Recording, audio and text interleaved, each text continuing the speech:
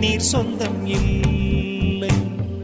பச்சை கிளிகள் தோளோடு பாட்டுக்குயிலோ மடியோடு பூலோகம் ஆனந்தத்தின் எல்லை.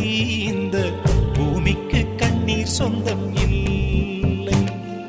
சின்னஞ்சிறு கூட்டுக்குள்ள சொர்க்கம் இருக்கு. அட சின்ன சின்ன அன்பில் தானே ஜீவன் இன்னும் இருக்கு. பட்டாம்பூச்சி கூட்டத்துக்கு பட்டா எதுக்கு? அடவாசம் மட்டும் போதும் கண்ணே, காசு பணம் என்னத்துக்கு? பச்சை கிளிகள்